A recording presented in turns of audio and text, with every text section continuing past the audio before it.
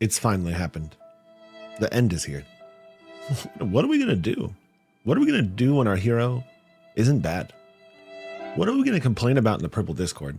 What am I going to rage about on Twitter now that these cards are looking good and that there's a hero that doesn't have variants? I can't go to tournaments with a good hero.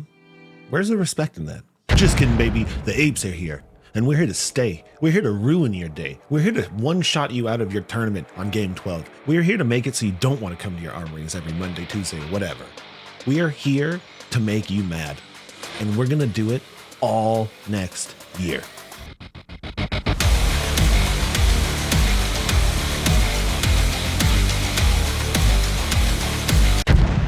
All right, for those of you living under a rock, something amazing just happened. Something we've never seen before in Flesh and Blood history. And that is good brute cards being shown on the official fabtcg Twitter. I'm still collecting myself. Can't believe it. And you know what else was shown for the first time in fabtcg history?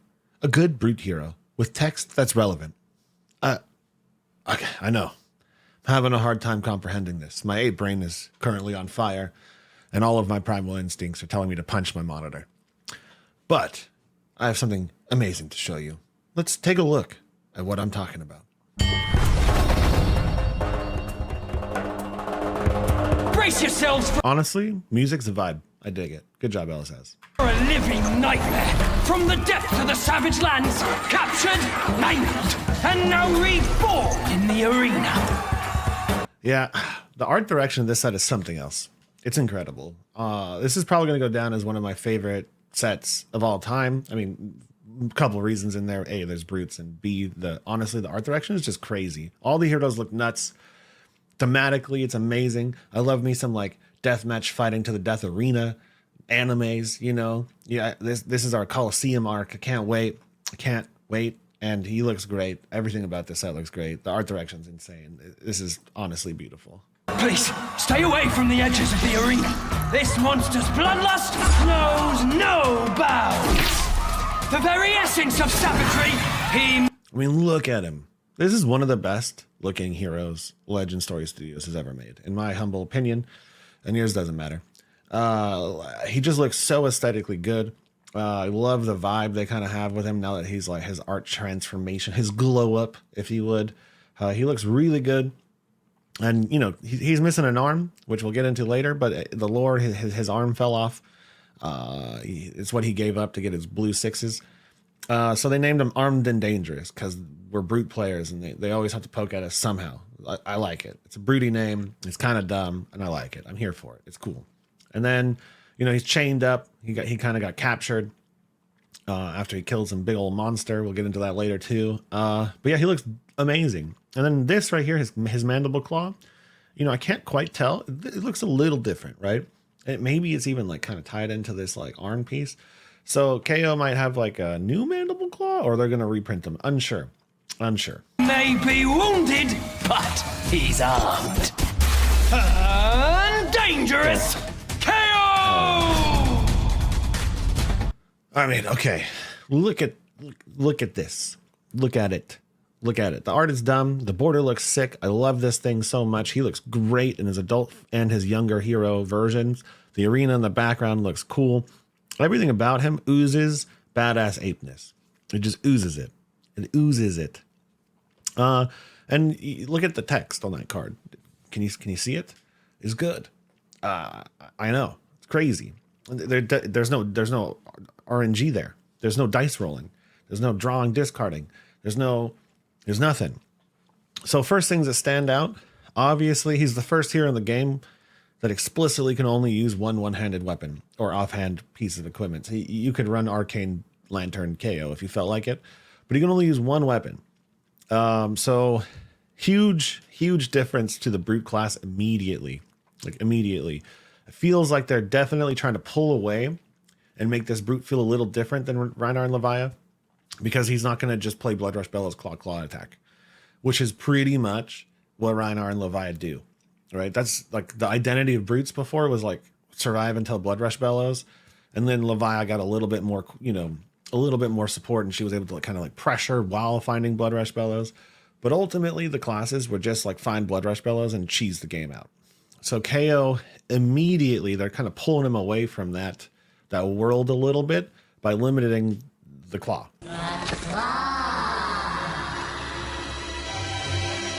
Interestingly, also, I always imagined KO in his adult form to be like full barbarian berserk kind of style.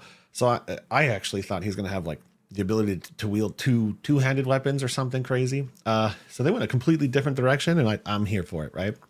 Because it really does like change his identity away from like just find Blood Rush Bellows, because you can only have so many brutes that just do the exact same thing. It's going to get super boring and stale after a while.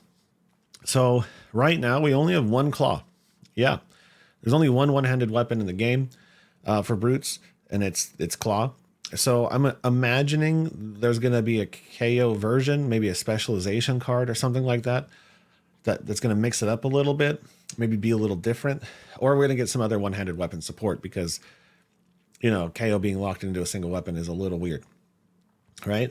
And then the cream of this hero right here, attack action cards you control get +1 while they're in any zone other than the combat chain. So they basically gave KO unlimited 6s. All of his blue brute cards that are 5 power are now going to be 6. It means he can draw a discard. It means he can discard randomly. It means he can choose the discard. It means that basically all of the brute mechanics are nullified for him. So he loses a weapon, but he gains like an insane amount of consistency compared to the other brutes, right? Insane amount. Okay. Which is not where I thought they were going to take KO at all. I mean, the most intrinsically random hero in the game is the old young KO in Blitz. Like everything you did was random when you rolled dice as like a job. For what they did to him here, he's maybe like the most consistent version of pure brute you can get, right? He's not going to miss unless you're putting like non-attack actions in, right? He's going to have like fistfuls of 6s to deal with any of his like Savage Beatdowns, Blood Rush Bellows, draw discards, pulpings, wild rides, whatever, right? It also means that Berserk is only misses on non-attack action. So like you could build a deck with just Berserk and Blood Rush Bellows and yellow pulpings and yellow wild rides, and you can just vomit out 36 damage randomly. So I'm gonna do that a lot. I'm gonna make your armories not fun anymore. Like that's what my mission is next year, is to build the most atrocious Berserk deck you've ever seen in your life, and really like not let you have fun anymore. It's gonna be dope. I can't wait. However, without the intimidate mechanic, Berserk does get a lot less stupid, right? Like you're not just ripping all the cards out of their hand and then doing 30 damage. You're just gonna do randomly 30 damage sometimes, which is still a lot. Another thing that this little +1 does, this actually has so much impact on everything. Like you can run E-strikes and zealous beltings and stuff like that, but also it makes him very good at the clash mechanic. He is the best brute at the clash mechanic. Crazy, right? So all your 6s become 7s. All your 7s become 8s, so on and so forth. Your swing bigs are now a 9. Like your swing bigs can clash into a spinal crush and tie. Kind of cool. Kind of sick, actually. So he's good. He's like kind of rivaling, whatever. Guardian's numbers on Clash. That new mechanic, which I put on the screen. Right? So really good. And then the first time you discard a card with 6 or more power, you create a might token. So he also just kind of has like a little bit of a payback for discarding, because historically discarding has been very, very disadvantageous, right? Intimidate isn't always reliable, and only intimidating once typically isn't enough, right? So he just gets 1 damage every time he does a discard, which helps balance out intimidate or discarding. Sorry, helps balance out the card disadvantage of discarding. And it also lets him play Command and Conquer for 7 and stuff like that, which is kind of gross. So really good. Like he seems to be a little bit more of like an aggro version of Rhinar, where Rhinar is going to kind of hold that like hold that anti-tank, anti-control meta, and he's an anti-hero, and KAYO might just be kind of like an aggro version of Brute right next to Leviah, who gets to play with like Clash and some other things and some degenerate, disgusting cards like Berserk. So he might still hold some of that crazy variance depending on where he ends up. But yeah, he weirdly enough is like a very consistent Brute now. He might have really high variance cards, but he's going to be really like always hitting his pulpings and his Rodwides. You know what I mean? And he doesn't have to deal with the fact like with only having 3 blues in his deck, right? He can run all of them. Yeah, it looks really good. He has 40 health, which I think is interesting. Young KAYO did have a little bit of a health disadvantage, so he's a 40 health hero. And then he's got 4 intellect. So I can't wait. Let's dive into some of the other stuff that they spoiled real quick, All righty. All right, so we got KAYO's page is up. His lore section's not quite there yet, so we don't get his story just yet.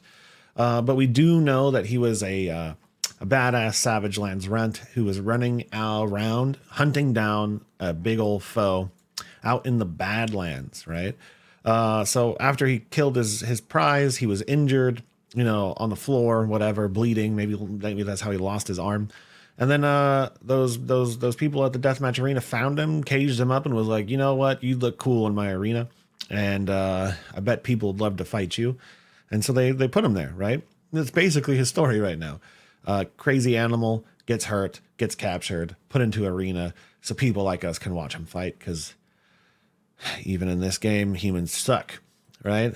But anyways, so we know that he has a Marvel now, and it's going to be one of my biggest prized possessions I've ever had in my life, because it's gorgeous, right? It's gorgeous. We also got No Fear. So this right here, honestly, one of the coolest Brute Majestics we have. Okay, so it's a 0 cost instant, which is already wild, right? As additional cost to play this card, you can banish as many cards from your hand as you want, and as long as they have 6 power, and then you get them back, right? You get them back. So you can banish all of the cards from your hand, look your opponent in the face and say, do something, right? And then basically what it does is it's X plus 2, and it blocks that much damage, right? It also blocks arcane damage. It blocks any sort of damage. It also bypasses dominate and any of those keywords that limit your blocking ability. So I think thematically, this is one of the brutiest Brute cards we've ever seen. You lay your entire hand down. You say, do something, because I'm going to kill you with these 4 cards. That's what I'm going to do. I'm going to kill you with them. I don't even care what you're doing on your turn. Just do something, right? Really dope. Super cool that it's a generic and not a specialization too, because Rhinar would love this card. Honestly, on your Blood Rush Bellows turns, a lot of the time you really just wanted to block as little as you could anyways, and then Blood Rush. So you can play this from your arsenal. You can just draw into a natty Blood Rush, whip this thing out, block 6 damage, and then do your 4 card 20, right? So that's a 5 card 26. It's really good. Like, that's really good. So I imagine this is going to be a mainstay in most of Brute decks out there. Probably. And you know what else? I can't wait for the rest of Majestics, because this is ridiculous. And then we get some other new interactions with cards. It's not a keyword, but it's a attack action with an instant printed on it, which is new. So this is discard to create a might token, and this one's discard to create an agility token. These are probably going to be in rainbow. So this is a rainbow set of playables for KAYO, right? The blue one will count as a 6, so it's discardable. It's following that new trend though, right? We got 3 cost 7 attacks with 2 block on them. Because KAYO can use so many blues without impact, he's probably really not hurt too much to play these, which is kind of interesting. Rhinar maybe a little bit. Rhinar and Leviah are going to have a little bit of a harder time playing cards like this, because the 3 cost is expensive and the 2 block is punishing, to be fair. But since KAYO has unlimited blue 6s, he can kind of run like a beefy deck. You can kind of run like a new archetype of Brute where you can just send 7, 7, 7, 7 and then go crazy, But yeah, and they're hybrid cards, which is kind of nifty. But you know, the blue version of this is pretty, I mean, more so the agility one. The blue version is pretty good. Like if you get stuck with an extra blue and you don't know what to do with it, you can just create a go again token for next turn. Or you could block 9, just do this, set up your agility token, and then do a massive 5-card blood rush with go again. So these are interesting, and I'm not exactly sure how they're going to fit into like the CC meta, but for draft cards, they're really good.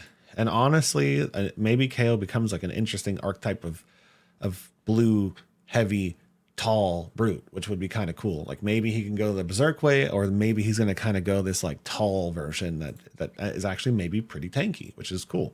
And then Bonehead Breaker or Bone Breaker Bellow. Okay, this is a new keyword, beat chest, because we're apes, and I love it. What makes this really interesting is this is turning on your discard texts with no variance at all, right? This is really interesting. This is like very different than what we're used to as brute players. This means you can do like a 5-card savage beatdown for 17. What is that? It's like 3.4 value VPC per card, which is like pretty good. It's not amazing, but it's pretty good. And it's a lot of damage. On Rhinar, that's going to be 2 intimidates here, right?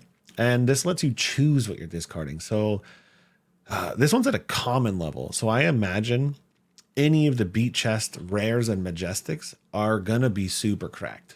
Okay. Cause this is pretty good for a common, to be fair. Yeah,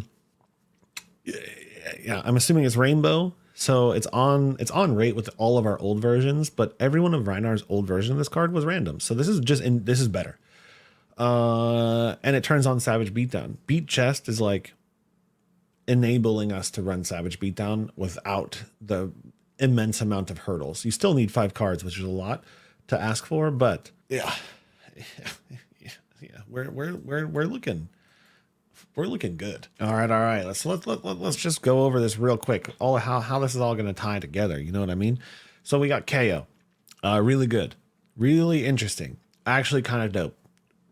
New way to play brute. I'm excited, and he looks really fun and actually has a lot of deck building flexibility, which is really rare for a brute hero. Okay, like that was always the hardest part about playing Levi and Rhinar, is that like every single person who ever played them seriously ended up on the same list, basically. Like they're all like 6 cards different from each other, you know. And KO has like, it looks like a lot of avenues of deck building freedom because the variants, right? The 6s, the +1s, the clashing mechanic, the berserk cards, all of that, the heavy variants, or like turtle brute, you know, like he's got a lot. And we just saw the new cards, but we're also looking at some of these new blues, right? So we got some sick new blues, create agilities and might tokens, right? And then we have a lot of shared cards. Okay, a lot of these shared cards. What we haven't seen yet is weapons, and I'm very much anticipating there being a couple weapons. They also said explicitly that this set has more weapons and equipment than any other set. So I'm expecting KO to get a couple one-handed weapons to play with. So these shared attacks, we're seeing an interesting trend, okay? An interesting trend that is developing, and that is 3 cost 7 attack with 2 block, okay? Each one of these 3 cost 7s with 2 is playable in KO as a blue if they're a rainbow, right? So every single one of these 3 cost 2 block 7s are going to be a 5 attack power, which is a 6 as far as KO is concerned for discarding. Really good. And then we also see a little bit of these new mechanics for Clash, which we touched on, right? This card in KO is cracked, okay? Yes, you know, it's a little bit less flexible because it's a red that you can't put in your arsenal, but you know, any one of these 7s that are going to be draft fodder, right? Every one of the heroes are probably going to be fighting over these 3 cost 7s. When you clash on KO are 3 cost 8s. So already we're seeing KO have a pretty decent advantage in clashing mechanics in draft.